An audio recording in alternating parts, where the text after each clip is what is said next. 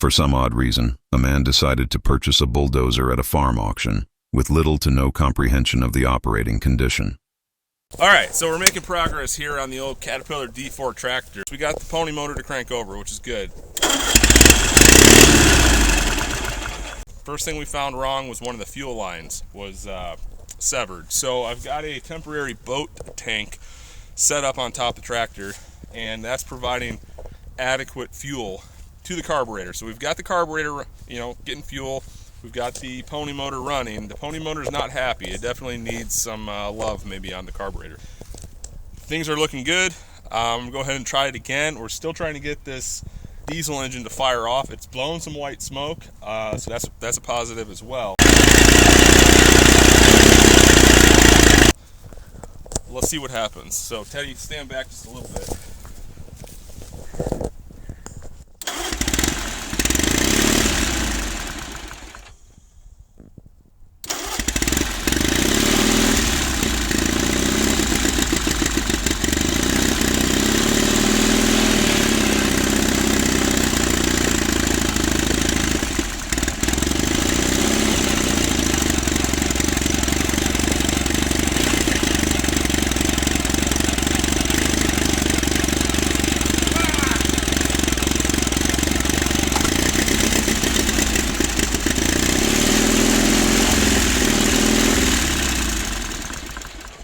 So every time it gets starting just a little bit, it'll kick out the pinion on the pony motor, and then I got to shut off the pony motor to get that pinion to engage again. I have no idea if that's how these are supposed to be.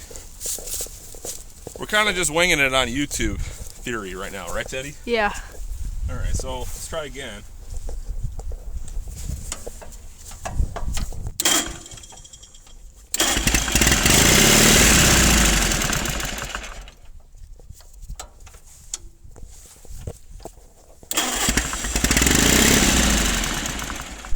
Give the primer bulb another pump. We're not flowing enough fuel here to keep the pony happy. Yeah, that bulb's dry again. We need a gravity feed tank. That would be a little bit better. Will it run? $1 million question, Teddy. Yeah.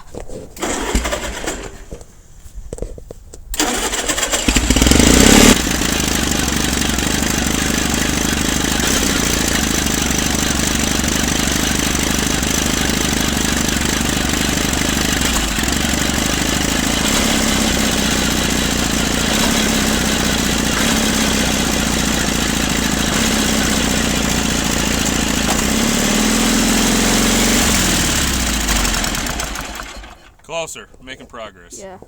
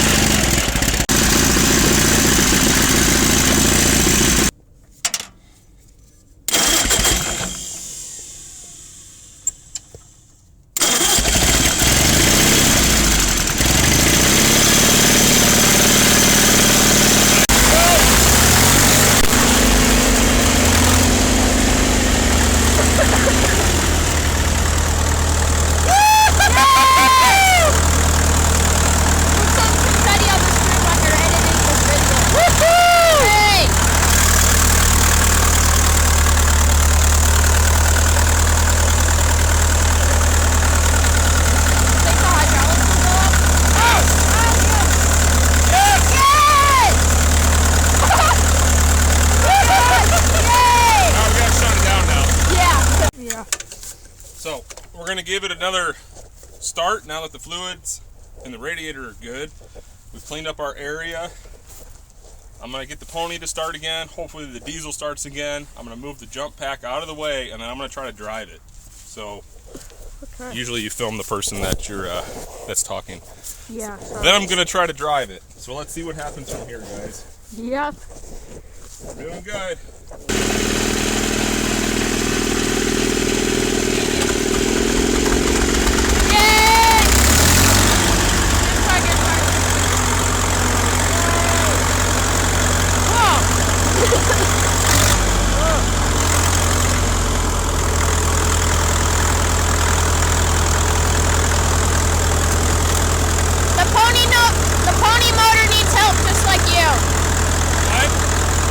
pony motor needs help just like you.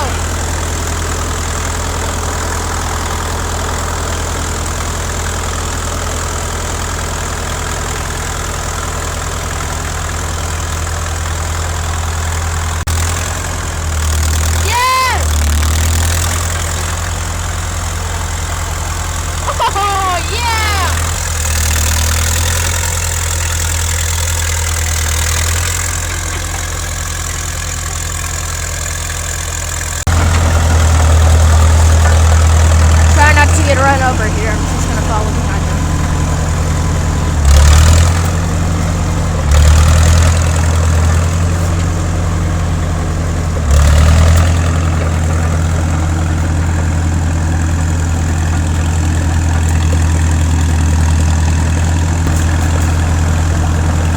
Oh, slipping.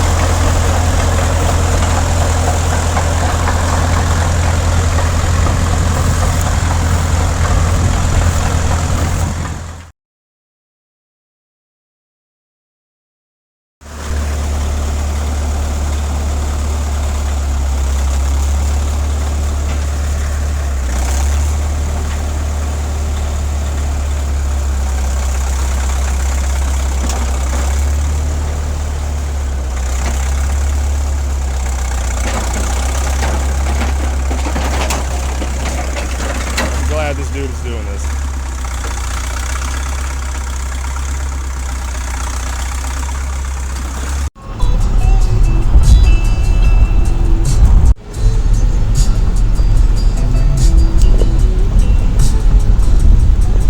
I'm pretty happy. Look what's in the shop. Not bad, right? Skid steer has a big brother. I've got hydraulic ram seals ordered for both that one and this one, and then I got to do some welding up on some broken spots, some cracks in the frame up here. So this guy's going to get some work here soon as some parts show up. And this beauty is also going to get some work. The diesel motor, she's a kitten, of course, right? It's a Caterpillar.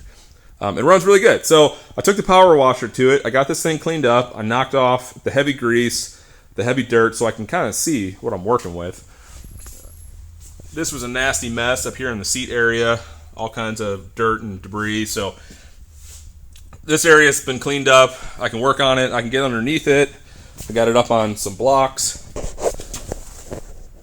So I've got some lumber underneath it, so I can get it up just a little bit higher, and also wanted to save this beautiful concrete floor that I put in last year.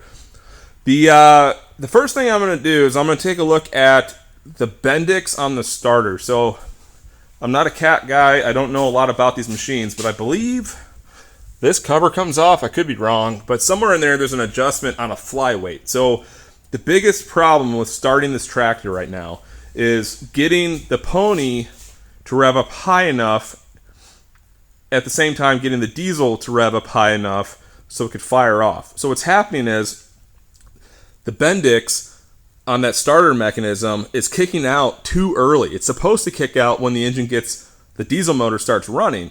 But what's happening is the diesel motor is kind of just barely getting to the point where it's running, and then it kicks out, and then you have to shut the pony off to re-engage the Bendix and start the process over again. Get the pony fired back up. It doesn't want to idle. It runs like crap because the carburetor needs cleaned up. And once you get the pony running healthy again, you can go ahead and crank on the diesel again, and if the diesel's not happy, it'll pop once, twice, and then those couple puffs of smoke are enough RPM increase to kick the Bendix back out again. So that'll be one of the first things I do is address that Bendix, because without that functioning properly, this thing takes like a half an hour of just messing with to get to start. But that should be hopefully pretty easy thing to remedy. Then I'm going to pull off some of these covers and get to that carburetor. The throttle linkage in here, the throttle linkage is absolutely messed up. While I'm thinking about it, I'm going to take this negative battery cable off. The throttle linkage is messed up. It doesn't do anything. It's way down here. There's a choke and a throttle. When you pull on the throttle, nothing changes. But if you go to the other side of the engine, you can actually grab the throttle and rev it up and get the pony to spin faster. But that's kind of a moot point, because as soon as the pony motor is revving faster while the diesel is cranking, it kicks the Bendix out again. So the Bendix is number one. I gotta get that fixed so this thing will fire up easier. Then I'm gonna pull all of the inspection covers off, and I'm gonna have a look at the clutches, the brake linings, and try to just get a better idea of what I'm dealing with as far as mechanics go. And then I'll worry about changing fluids. I already know for sure I'm going to change the engine, diesel engine, the pony, and the injection pump's oil. But as far as like final drives and things like that, hydraulic oils, I'm not really sure how far I want to take this, because that's going to start adding to the overall cost to getting this thing, out working. Part of me is like, well, it's here, do all the fluids. Part of me is like, yeah, well, oil's oil. If it doesn't need it, I'm not going to dump the hundreds of dollars into oil if I don't have to. But that all comes down to what the condition of the mechanicals are, like the clutches and the brakes. If that stuff looks okay, I may go ahead and just do the fluid. But yeah, undercarriage looks good. I have to figure out if that adjustment is correct or not. So if any of you guys know, I don't think it's too tight, but I also don't know if it's too loose. So I got to figure out how to make some adjustments there. But yeah, I'm excited. This is pretty cool stuff here. Long-term plan of this Caterpillar D4, the long-term plan is to bring this down to some hunting ground a friend of mine owns, and we're going to use this to kind of keep the trails pushed back and make the property a little more enjoyable. A couple $1,000s is all I have in this at this point. I paid $1,500 at the auction. I paid $500 to have it transported, and it's going to be another probably $500 to get it transported to where it's ultimately going to go. And I happened to be passing the shop with this, so I bought this tractor at a location up north, and I have to go eventually south of here to where the property is, and I'm more or less passing right by the shop, so I figured might as well get it here and work on it in a nice air-conditioned and heated shop rather than work on it out in the mud. So yeah, this might be a lawn ornament for a little bit in the shop, but that's okay, because that's what the shop's for, right? Anyway, stay tuned. We'll get to the next chapter when I start digging into this a little bit more. Bye.